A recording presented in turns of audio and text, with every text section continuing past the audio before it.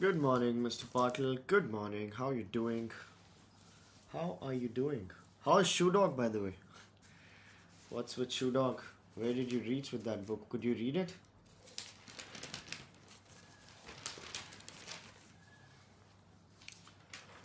Could you read Shoe Dog?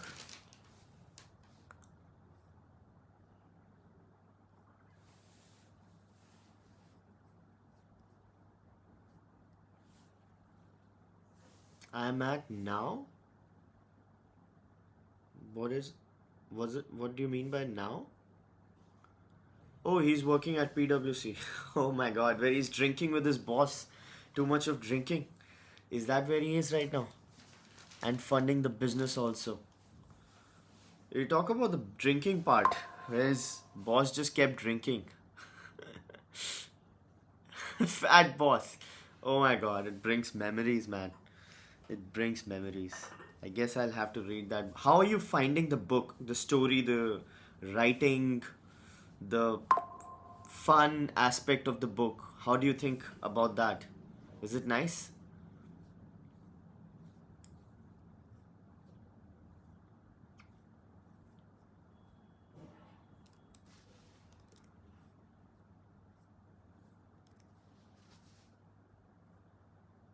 It's very detailed.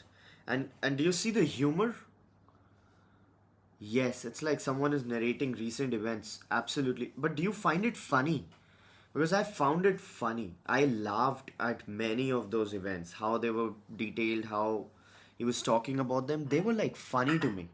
Did you like find yourself laughing during the book?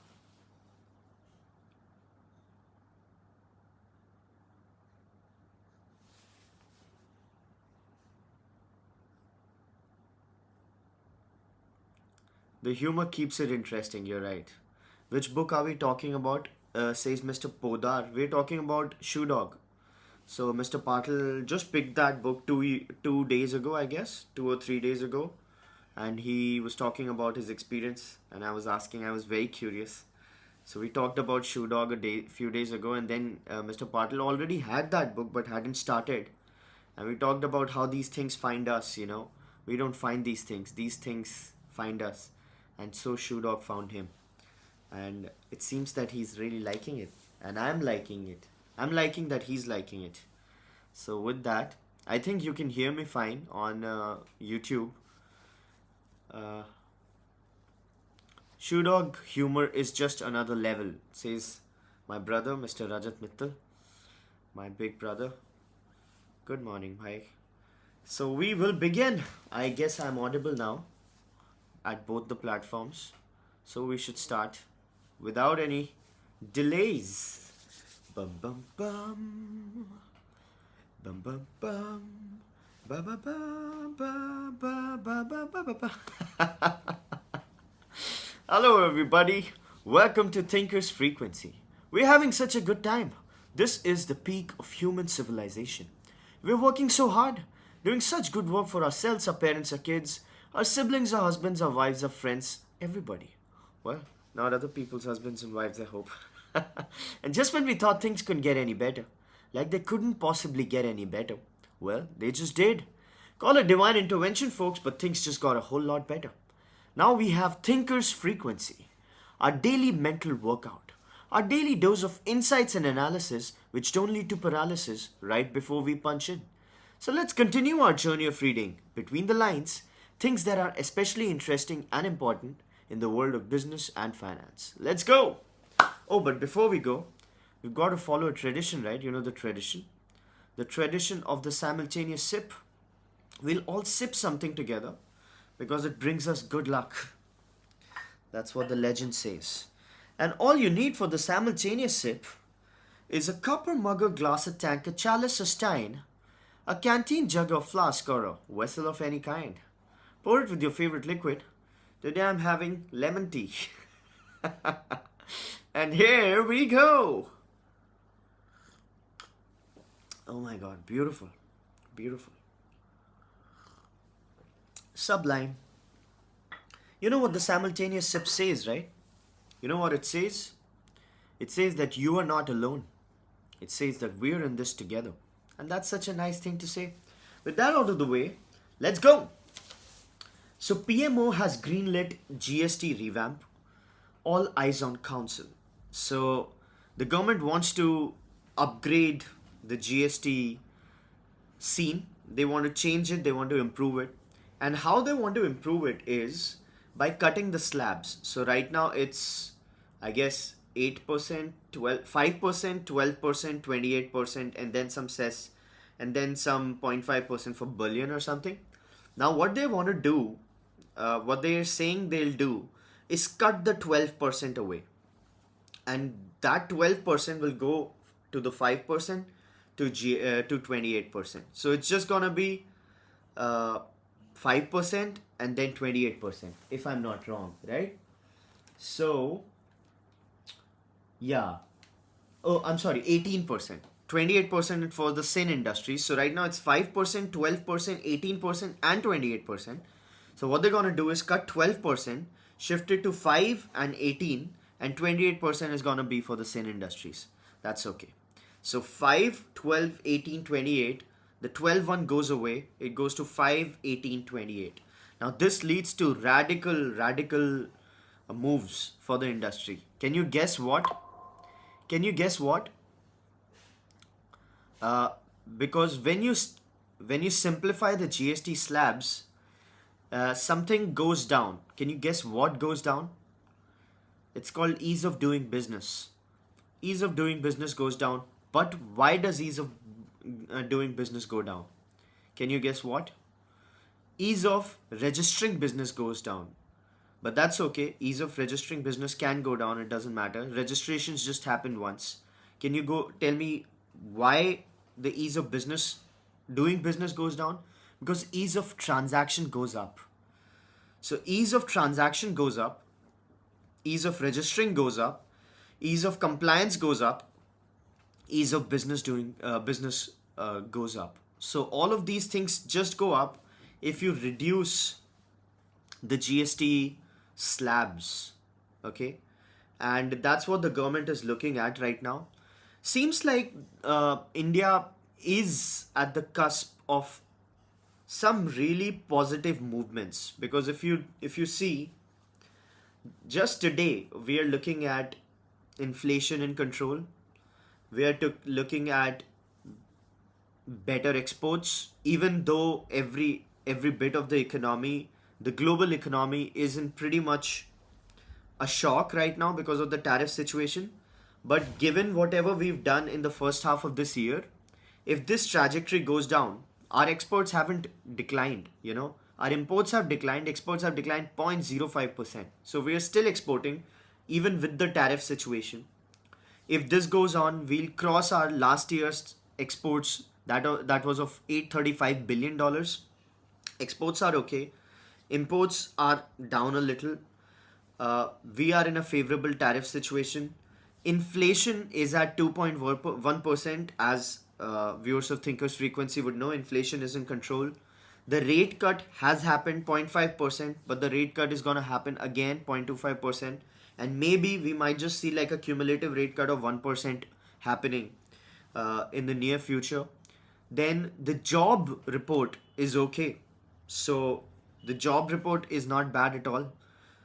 A lot of factors are coming to ground.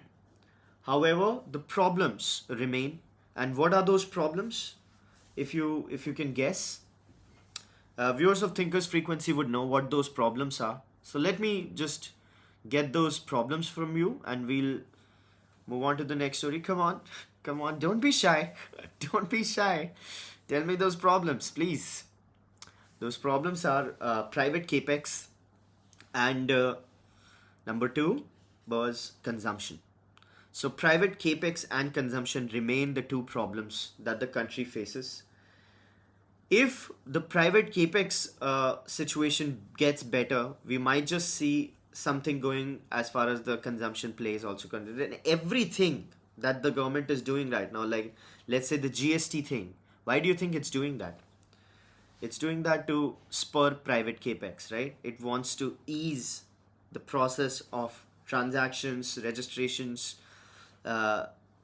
operating businesses and so on and so forth. So GST getting a revamp.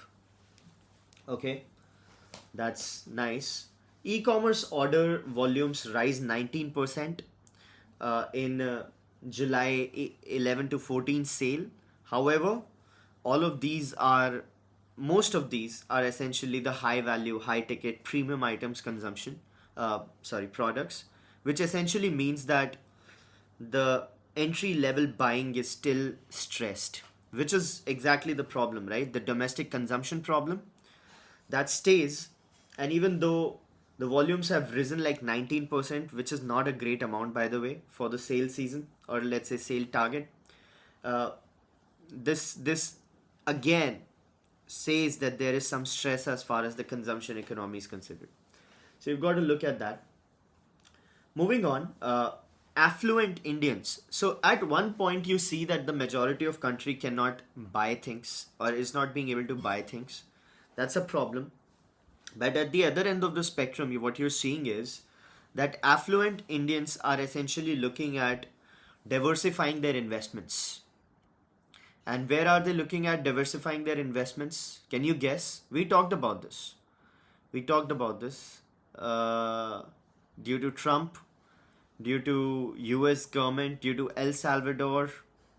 Do you remember? Crypto. So a lot of people are diversifying their investment portfolios and including crypto.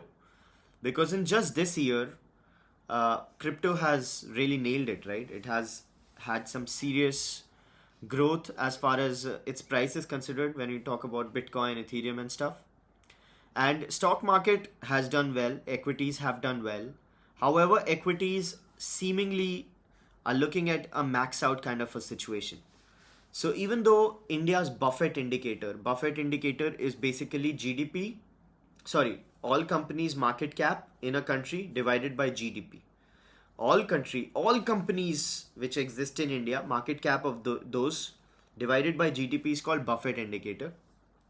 Now, Buffett indicator says that how overvalued or undervalued this economy is, right? Or the market is.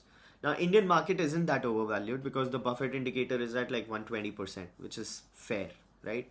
It becomes a problem over 150%. It was 147% like 6 months ago or something, some time ago at like the lifetime highs.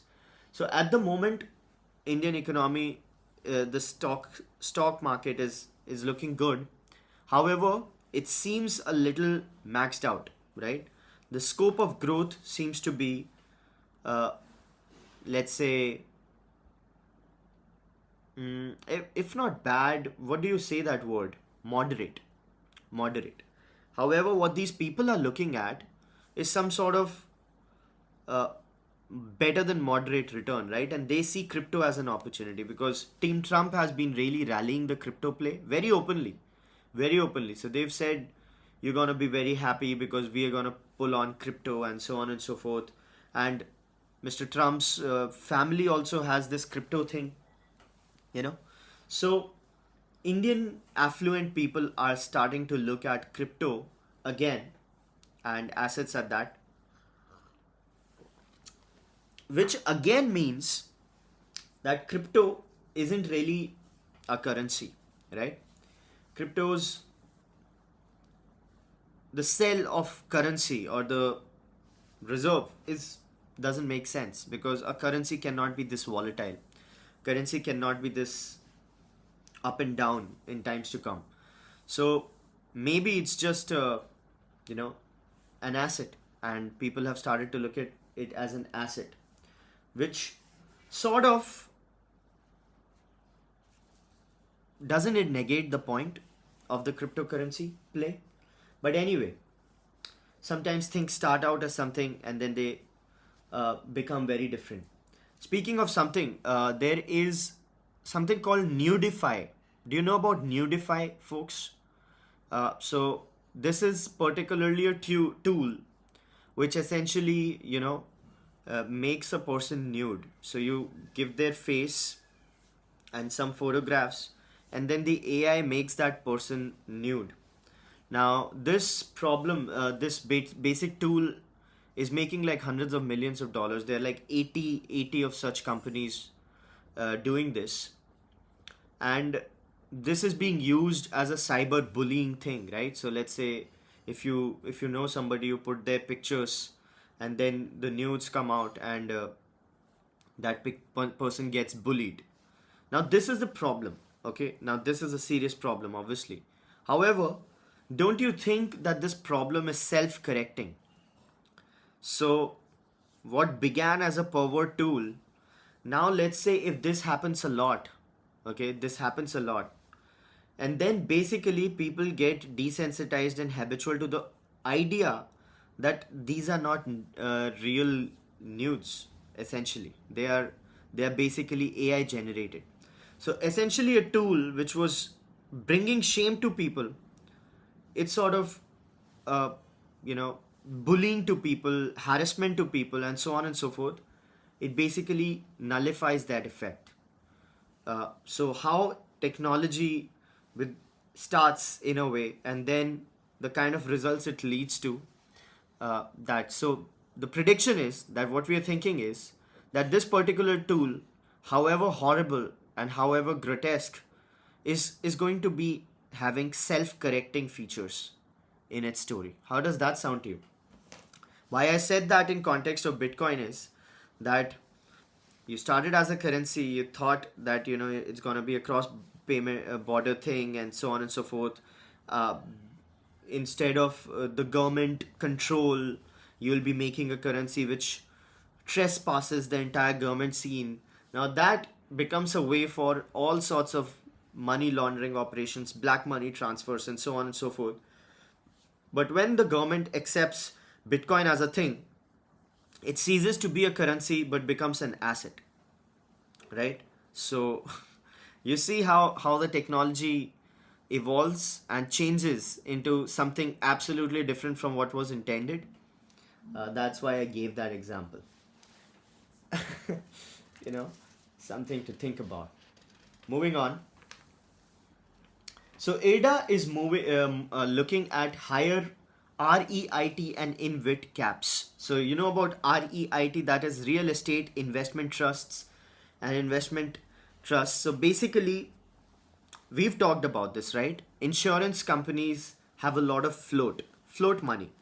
Float money is the money that they have, but they do not own, but they have it, right? They collect premiums, but they are supposed to pay only when the premiums mature, or when something bad happens, when they've got to pay, right? So they're looking at sitting at lakhs and lakhs of crores of money, right?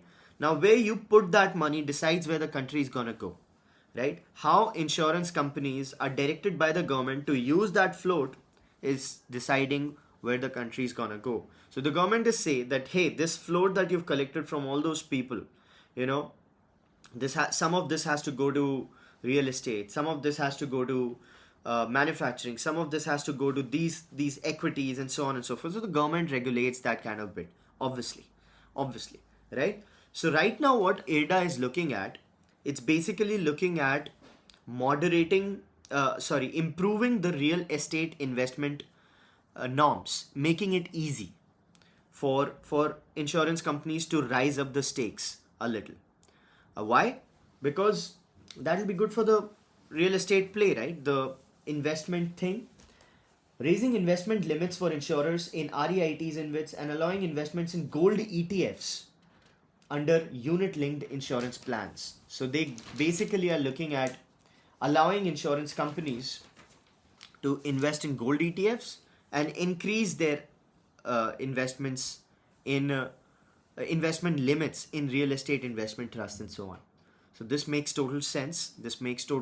Yet again, something that we can understand that why it's very, very necessary. Uh, Moving on. A lot of chit chat happening as far as the political world is considered, but we won't talk about it. But we've got to talk about something which is not purely business, but which has serious business ramifications. So you remember that case where a Pune kid, like a 17-year-old guy, was driving a Porsche and he killed two people under the influence of alcohol, and then nothing happened, and then they parked their Porsche, and then he wrote an essay and got out, and then the parents wrote a letter to get their Porsche back, and they actually got that back. It seems like that driver is just going to be tried as a juvenile, right? And there's also not going to be any liability to the parents. Now, this is a law and order situation, okay? This is a law and order situation, but this kind of thing happens, leads to serious business and finance ramifications for the country. Can you guess how? Can you guess how? That's the question. It'll take a second. You can take a second. I'll take a sip till then.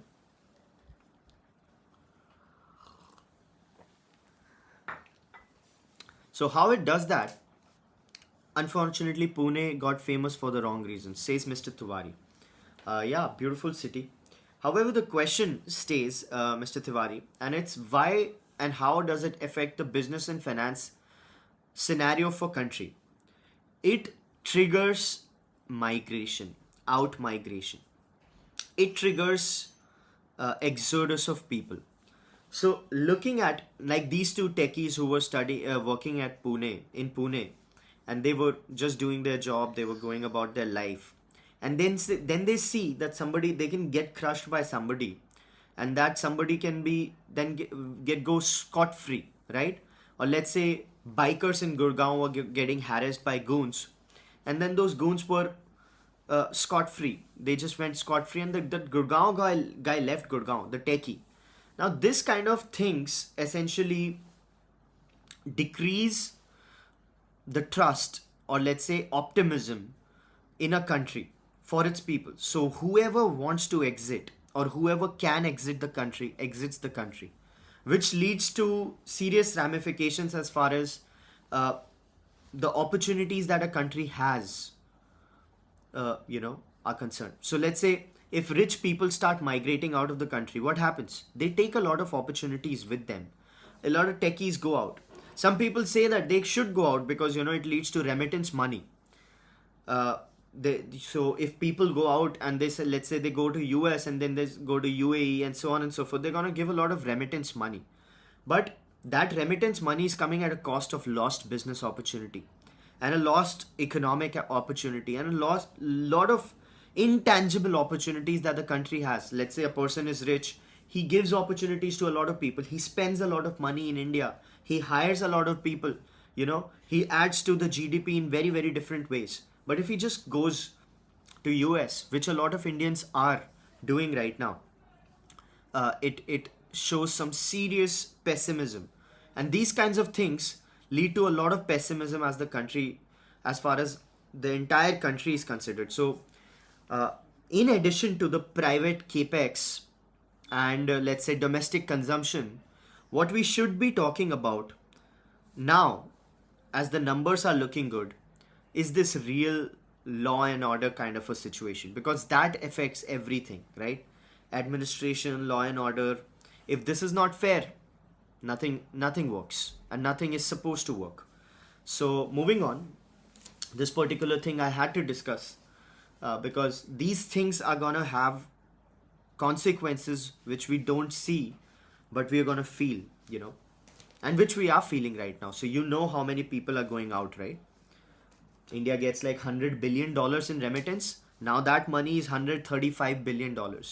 All that money is coming from people who could have stayed in India, done whatever they could have done, but they chose not to. And that's a problem for the country in any way. Trade deficit shrinks in June on sharper drop in imports, and static exports. Essentially, 0.05 decline in exports and sharper drop in imports. Trade deficit is shrinking in June. So, as said, macroeconomics, the geopolitical macroeconomics is looking favorable right now. However, what is very important is that agri industry is facing a lot of stress as far as US negotiations are considered. So viewers of Thinkers Frequency would know, we talked about how agri sector was requesting the government to not concede US agri demands. Do you know why? Do you remember why? Viewers of Thinkers Frequency would know that agri sector was saying that if dairy products are allowed from US, it's gonna lead to a 1 lakh crore loss to local dairy producers and farmers in India. And all of these are small business owners, very small micro business owners. They are poor people essentially. If not poor, they are like neo middle class, something like between poor and middle class. So they were saying that if milk starts getting imported from US, some 22 million, what was it, liters or barrels or something, that unit is going to be out in the market, and all of it's going to go to imports, which is going to screw the local producers. How? Because let's say US milk comes to India, supply gets overshot, prices go down. If prices go down, the local players can't fight anymore, they shut shop, capacity gets created, which essentially gets taken over by the foreign produce. So they said, do whatever you want to, but when you're negotiating with US, don't give the agri sector uh, away. Now, Indian government is trying to negotiate its the best it can with the US, but it has a lot of pressure as far as US FTA is considered, because if something bad happens, India will also get tariffed in a very very bad way, which could be which could be a serious problem, right? So they sort of tried allowing feedstock, the animal feedstock, and so on and so forth. Mr. Prathamesh Agrawal says, what about contamination due to dairy from US? If you mean the antibiotic antibiotic content, if that's what you mean, Mr. Agrawal, that is also a concern that Indian farm sector had raised. That, and that's also something that India is trying to position, that look, we cannot take your dairy without some certifications as far as antibiotic is considered, or let's say the genetic modified crops are considered, because we can't take that and take this. And US is saying these are just made up things that you're talking about, these are just made up things you are bringing up so you can protect your industry, so that you don't give our industry a chance, the farm industry. Now that is the problem. So that point is already getting raised. However, US is acting tough, more so because India makes a lot of money from US. So US runs a very big deficit from India as far as trade is considered. So that's why US has that leverage, that hey, we export X amount of things from you to you, but you export like 6x 7x to us, so we buy 7 times the amount that we sell to you. So this is a great imbalance, so you're gonna get tariffed, right? So that is the situation, and let's see how government fights that up. Very difficult play, very difficult. Government nominees on Hindustan Zinc Limited are questioning the management.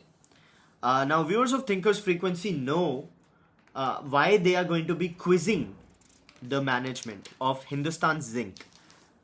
Hint, it's an Anil Agrawal company. Hint, Anil Agrawal is the founder of Vedanta Group. Now, why is government quizzing Vedanta Group? Just as a precautionary principle, just as a governance standard is considered. Why do you think that is happening? Can anybody tell me? You know it. We know it. We've discussed about this. I'll take a sip. It's because of Viceroy, the short seller. So they wrote a report. They tried to be the Hindenburg for Vedanta. Nothing happened. The stock fell 8% and then slightly recovered. But just as a precautionary principle, just as a governance principle, because Hindustan Zinc has government ownership in it, so it's a Vedanta company with a lot of government ownership. Government is just asking management questions to be sure that there is no fire under this smoke, right? It's just a smoke bomb. So moving on. Dixon is tying up with two China companies, and strengthening its electronics manufacturing play, the component manufacturing play. One is Zhongqing Yuhai, and other is Kunshan Qtech. Kunshan Qtech. So again, I'll do the. That's what you come here for, right? So that I can ruin other countries' pronunciations. But Zhongqing Yuhai and Kunshan Qtech.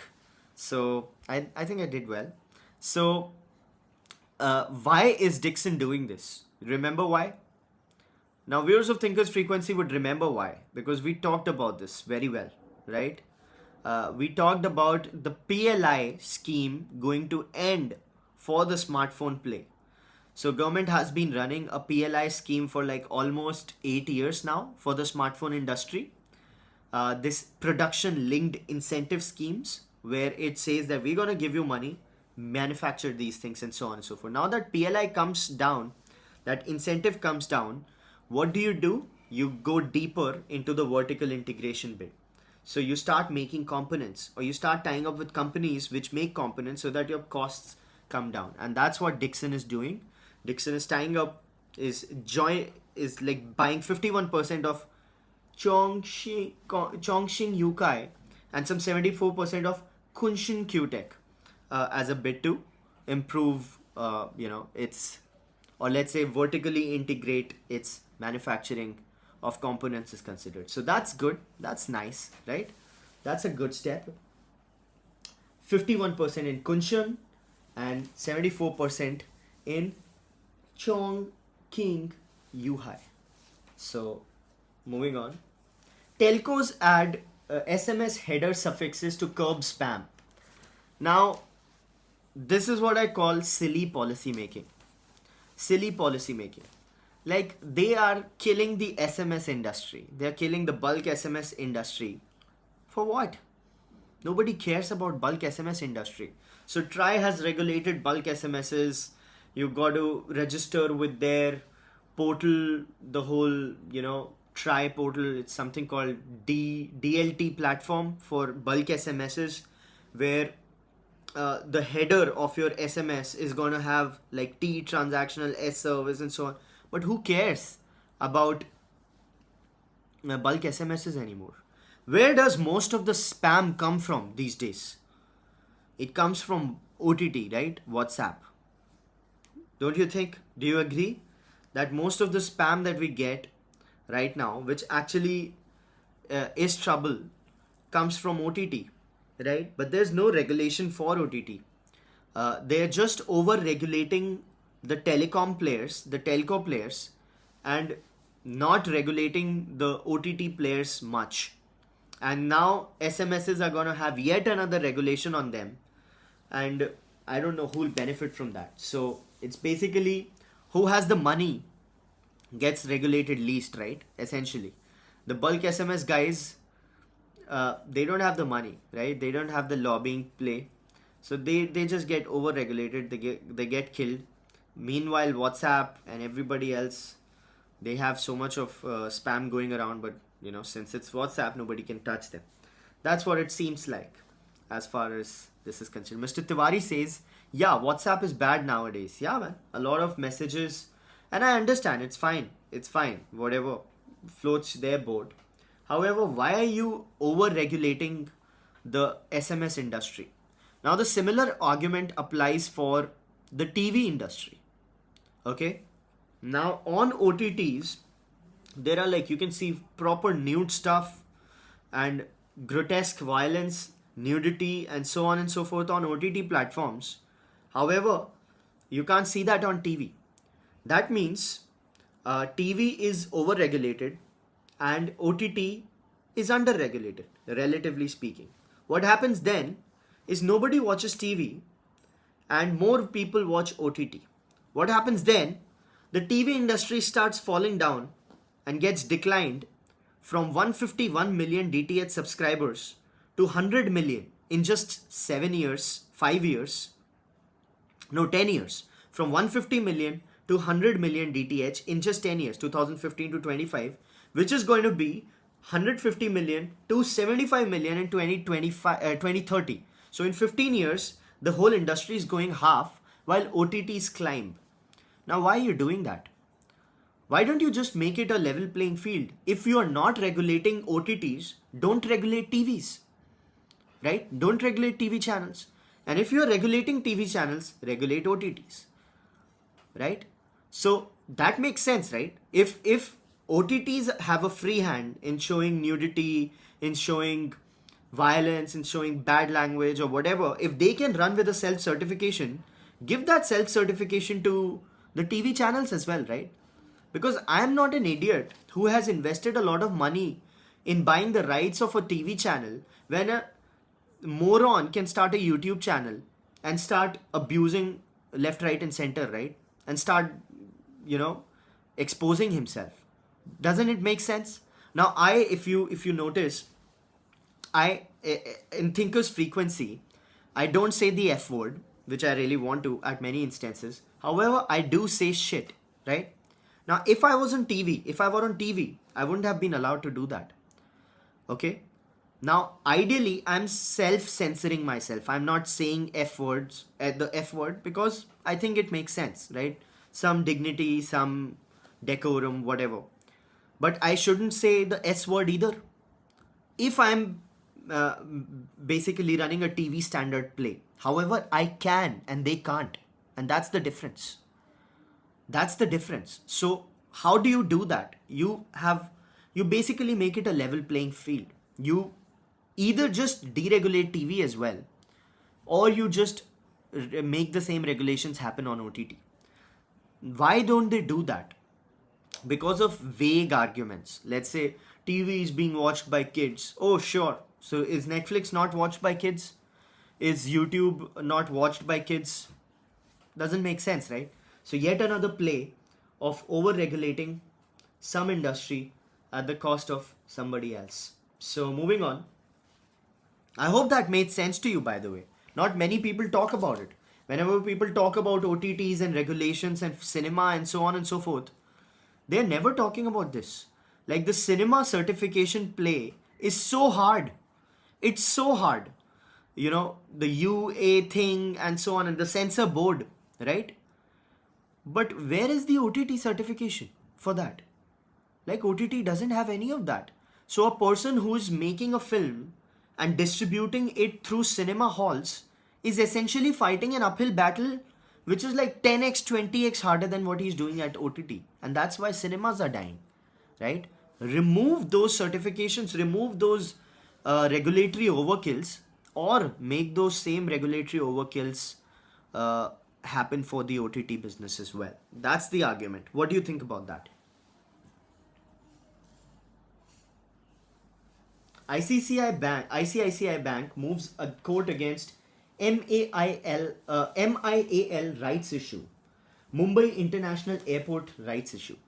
So what's happening with this is that they had, as lenders, they had a clause that they won't get diluted in a future rights issue or something of that. So that was the clause that they had signed. However, now MIAL, that's Mumbai International Airports Limited, has a 3200 crore right issue happening.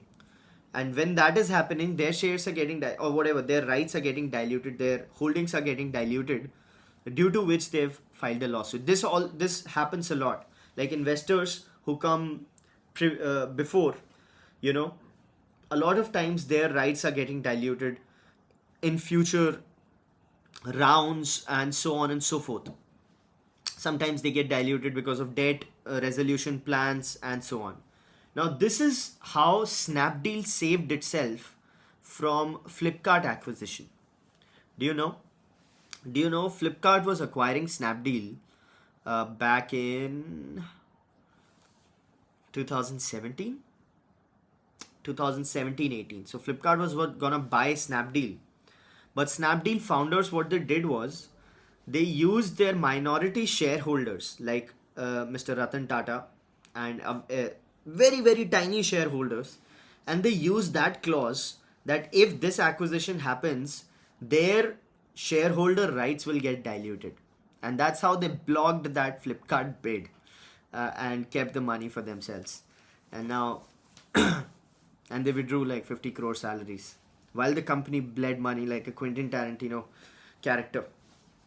So that happens. So this is how these things happen. I was just giving an example. Moving on, RBI's 3-day VRRR, that is uh, variable rate reverse repo, has fallen short yet again. Just 57,000 crore liquidity sucked from the system. So viewers of Thinkers Frequency would know the variable rate reverse repo is a technique used by RBI to suck excess liquidity out of the system. So what it does, and it's for a short period of time. So what it does, it gives the option. It has an auction for banks to submit their overall liquidity and keep it with RBI at a bank, for some time. So what this does is that it sucks the excess liquidity out of the system, and it also keeps the WACR, that is weighted average. What is WACR? I forget these full forms.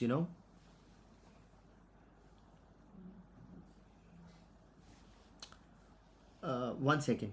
So basically, it's. Mm-hmm. So I'm forgetting the WACR full form. Just one second. Give me a second.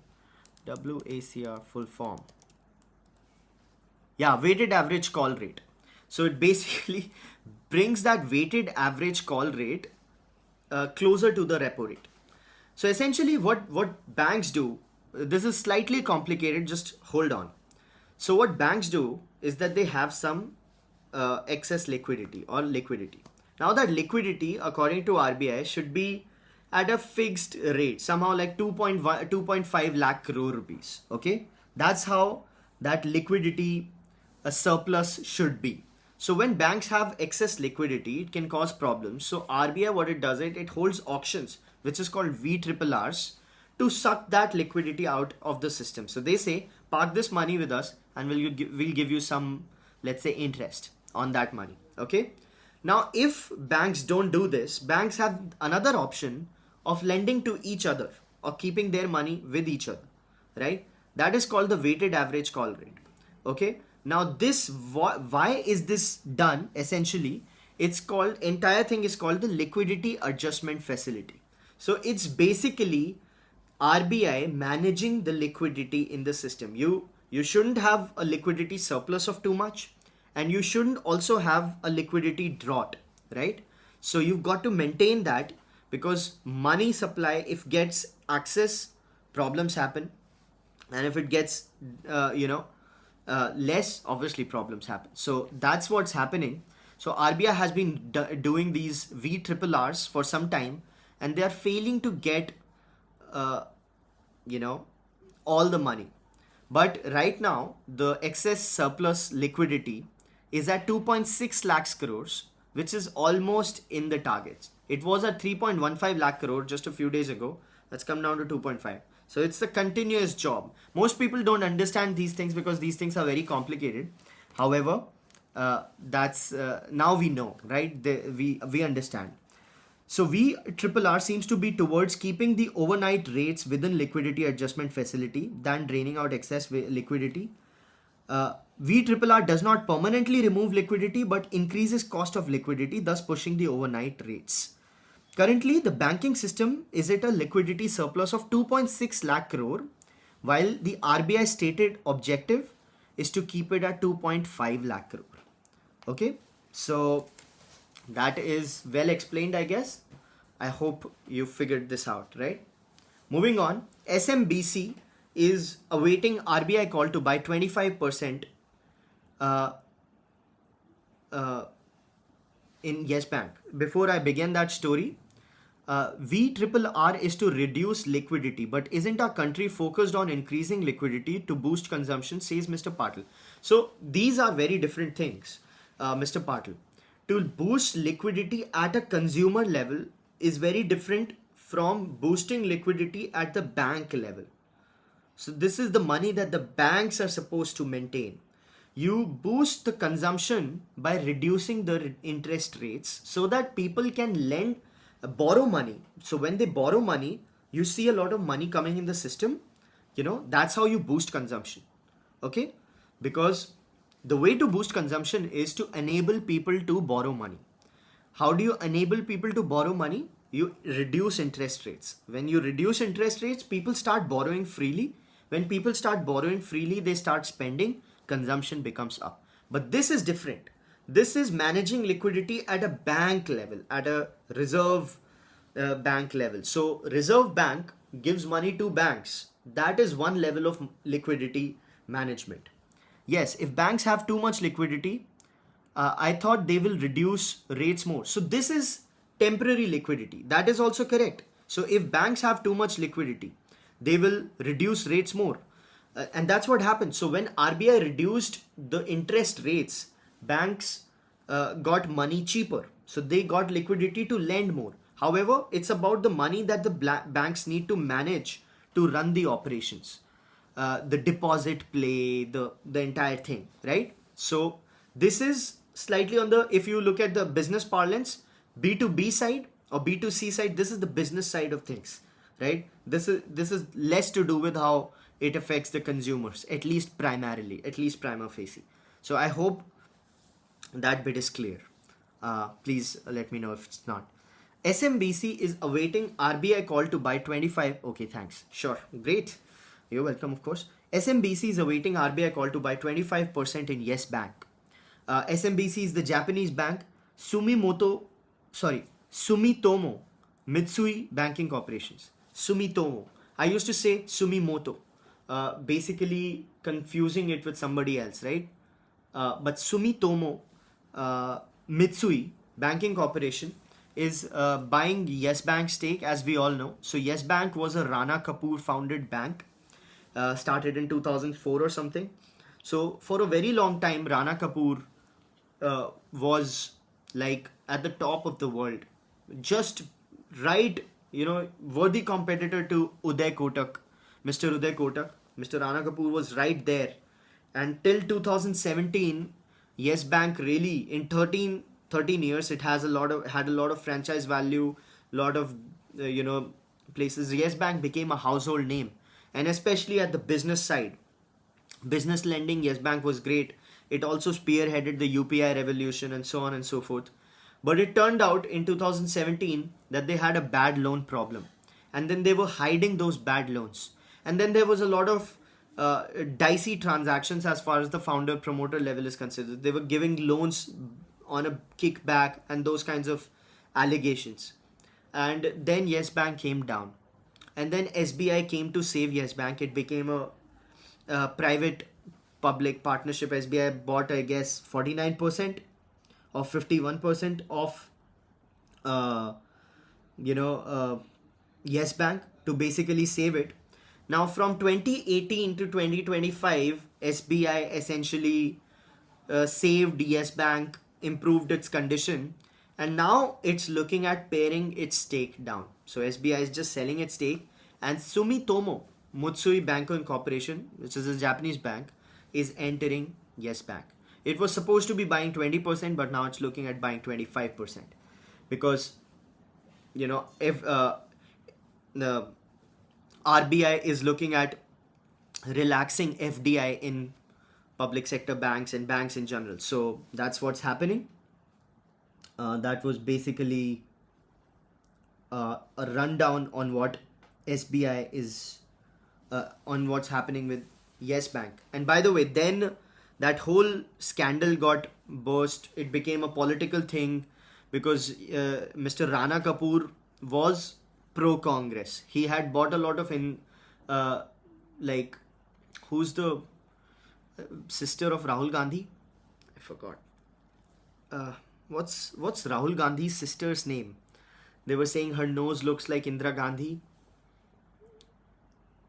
Priyanka Gandhi.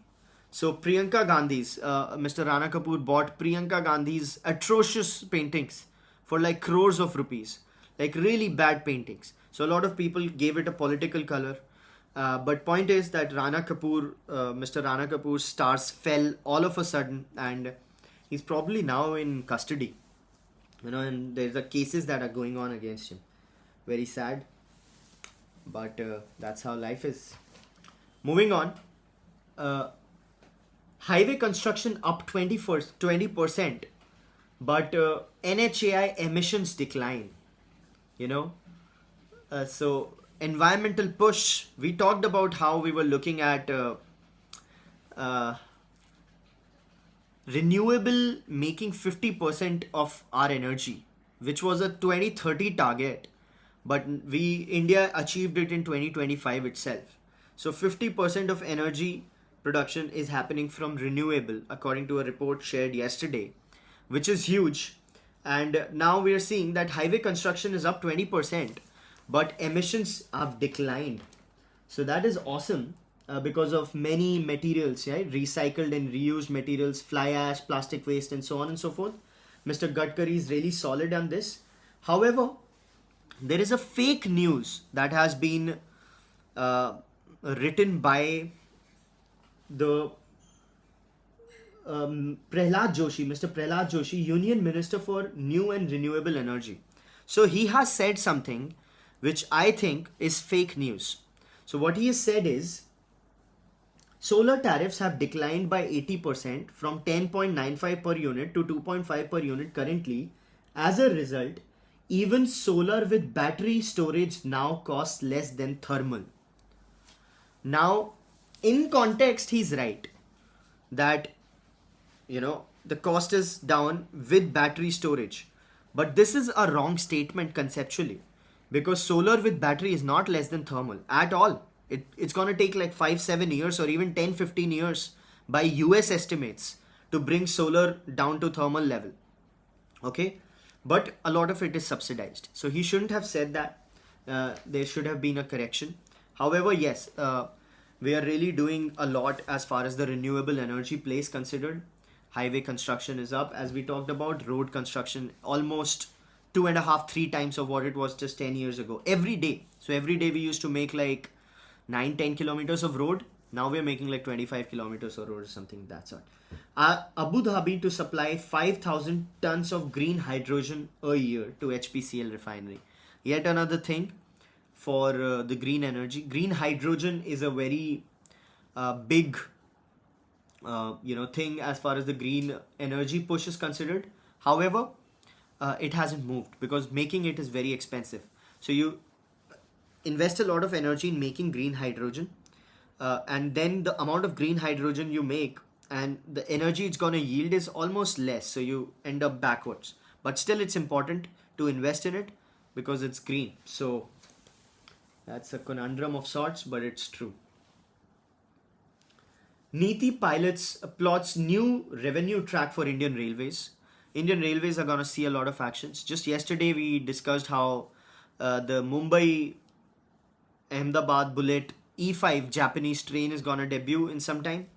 Now a new plot of essentially revenue maximization for railways is going on.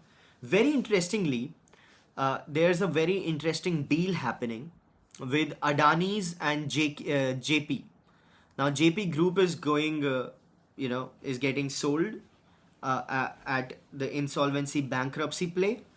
So Adani's have done something really smart with this whole play. So people are bidding like 12,000 to 14,000 crores and so on and so forth for the JP play, but they are giving conditional bids because some things are pending. Land acquisition deals and land acquisition cases are pending with JP Group. That's why it went under, right? So what Adani has done, it has submitted a slightly lower bid of 12,000 crores, let's say 2,000 crores lower than the 14,000 crore bid, but it's given an unconditional bid that we don't care what happens with those settlements or with those cases. We're going to give you this much money. So the lenders are confused on whether they should take this bid or not, because what do? You take the lesser money, which is sure, or you take the higher amount, which keeps getting stuck in litigation, and then you're just running pole to post, following up, because all of those things also have a cost attached to them, right? So Adani's clean bid for JP Associate puts lenders in a bind. 12,000 crores unconditional bid, 12,600 crores of unconditional bid for JP, uh, which is awesome. Which is awesome. 1,40,000 crores Jandhan accounts opened in 2 weeks. Wow, that's awesome. Gram Panchayats and everybody opening Jandhan accounts. New scheme. There's a social impact summit which has happened, and I don't care much about it. However, there's a quote by Miss Dia Singh, and just I'm gonna read this quote, and you tell me if it's funny. Okay. I was the first girl in my village in Jaipur to be educated.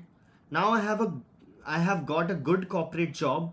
Also, this is the first time I'm speaking in front of such a large gathering. I am a role model. Who talks like that, man? I am a role model? Well, I wouldn't say that if I were in her position. I'm a role model. I got educated. I was the first in my city to get educated. I have now got a good job and I'm speaking in front of a great summit, all the world leaders. I am a role model.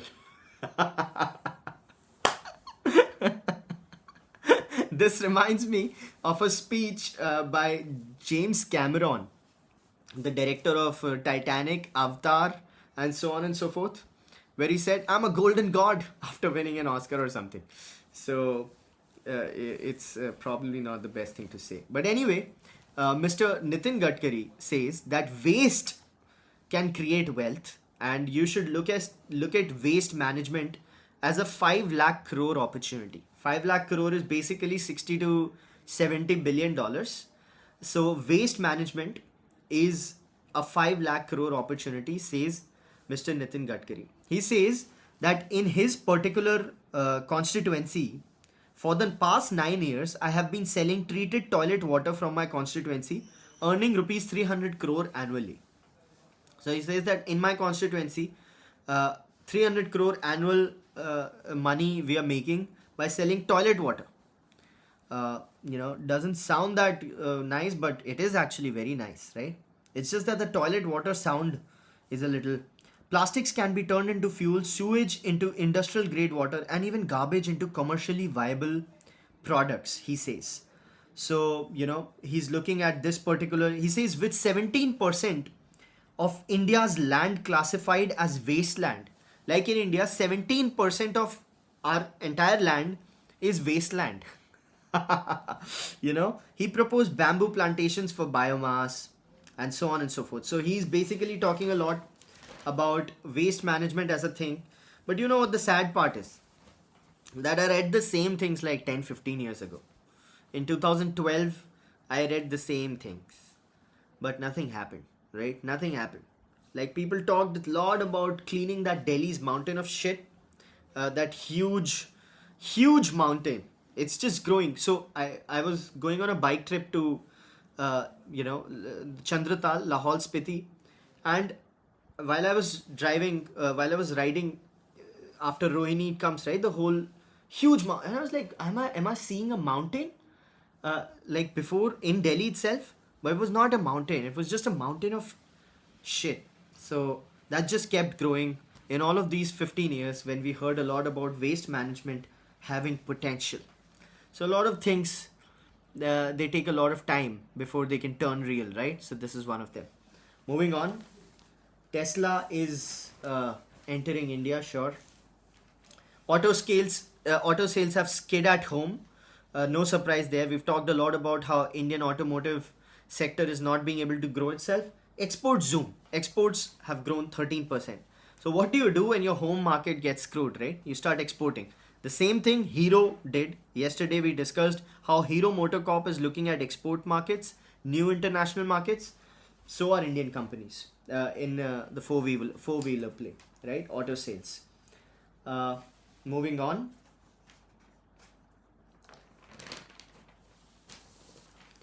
Kremlin slams Trump ultimatum as fueling Ukraine war. So Russia and Ukraine war is not going down, and Trump is saying that we're gonna supply weapons, man. We're gonna start supplying weapons to Ukraine if this doesn't get solved. So this is getting escalated. Trump thought that he'd be able to solve, Mr. Trump thought that he'll be able to solve this particular problem very easily as he solved other problems. But turns out that once you get into a war with a real enemy like Russia, you can't get out. Moving on. We're already at 9 a.m. So we're gonna be very quick. Job rates are good. US planes, cars, chemicals. Okay.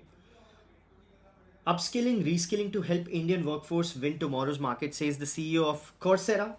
Coursera. I followed Coursera. I was introduced to Coursera by my brother in 2012, and it was nice. It was lovely, and now it's a proper company. It's like a very big company, making a lot of money, and they're talking about participating in the India Skill Mission, and they already have a lot of hands as far as this India story is considered. So that's no surprise. Zepto Cafe has scaled back. That's okay. And with that, we've come to the end of the 52nd episode of Thinker's Frequency, our daily mental workout, our daily dose of insights and analysis which don't lead to paralysis right before we punch in. I hope you had fun. I had a lot of fun talking. Mr. Patil, Mr. Tiwari, Mr. Podar, Mr. Agarwal, and Mr. Mittal, of course. Lovely talking to you all. I hope you have a beautiful day personally and professionally. I'll see you tomorrow. Same place, same time, hopefully. Bye-bye.